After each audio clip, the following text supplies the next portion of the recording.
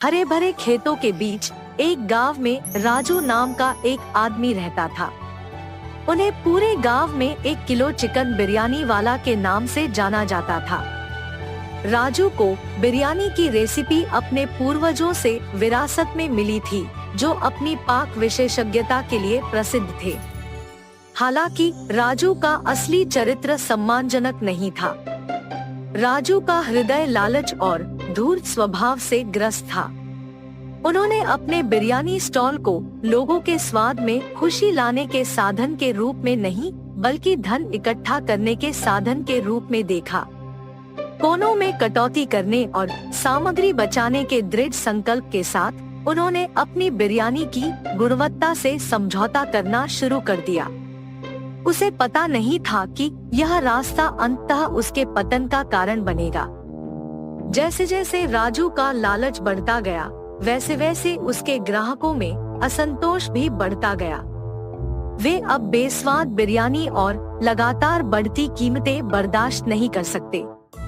कुछ बहादुर लोगों ने राजू को उसकी अज्ञानता के बारे में चेतावनी देने की कोशिश की और उससे मुनाफे पर गुणवत्ता को प्राथमिकता देने का आग्रह किया। हालांकि उन्होंने उनकी चिंताओं को अनसुना कर दिया। उनके अहंकार ने उन्हें इस वास्तविकता को देखने से अंधा कर दिया कि उनका व्यवसाय धीरे धीरे घट रहा था। हालांकि गांव वाले राजू की बिरयानी से नाखुश थे, लेकिन उनके पास कोई अन्य विकल्प नहीं था, क्योंकि गांव में कोई वैकल्पिक विक्रेता नहीं थे। बदलाव की उम्मीद में उन्होंने अनिच्छा से उससे खरीदारी जारी रखी। उन्हें नहीं पता था कि राजू का पतन क्षितिज पर मंडरा रहा है। आखिरकार वह दिन आ ही गया। बेस्वाद भोजन और महंगी बिरयानी से तंग आकर उन्होंने सामूहिक रूप से राजू के स्टॉल का बहिष्कार करने का फैसला किया। यह खबर जंगल की आग की तरह फैल गई और राजू का कारोबार खत्म होने लगा। उनका स्टॉल, जो कभी ग्राहकों से भरा रहता था, अब वीरान और उदास पड़ा है। यह इस महत्वपूर्ण मोड़ पर था कि राजू को अपने कार्यों के परिणामों का सामना करने के लिए मजबूर होना पड़ा। उसे अपनी गलतियों की गंभीरता और उसके व्यवसाय और प्रतिष्ठा को हुए नुकसान का एहसास हुआ। एक नई समझ के साथ राजू आत्मसुधार की यात्रा पर निकल पड़े। उन्होंने अपनी सिग्नेचर स्टाइल को बेहतर बनाने के लिए खुद को समर्पित कर दिया। उन्होंने विभिन्न सामग्रियों और तकनीकों के साथ प्रयोग करने में घंटों बिताए। उनका लक्ष्य एक ऐसी उत्कृष्ट कृति बनाना था जो उनके ग्राहकों का विश्वास और स्वाद वापस जीत सके।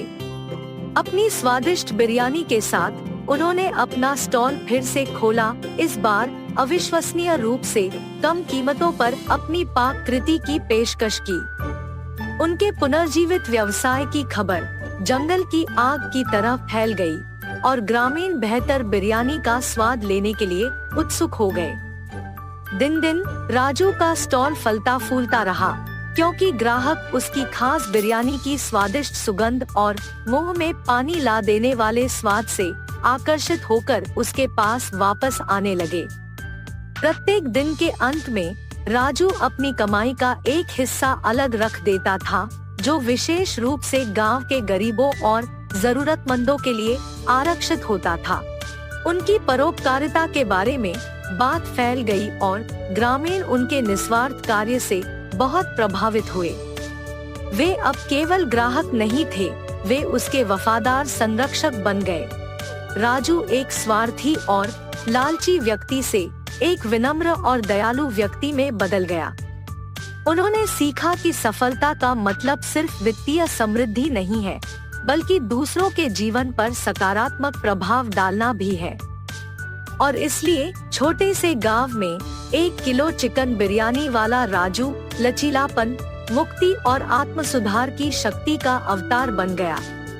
उनका नाम न केवल उनकी स्वादिष्ट बिरयानी के लिए, बल्कि उनके दिल से बहने वाली दयालुता और उदारता के लिए भी जीवित रहा, जिसने न केवल ग्रामीणों की स्वाद के लिए बल्कि उनकी आत्माओं को भी पोषित किया। राजू की कहानी एक शाश्वत अनुस्मारक के रूप में कार्य करती है कि लालच और धोखे से अस्थायी लाभ हो सकता है, लेकिन अंत में वे बर्बादी की ओर ले जाते हैं।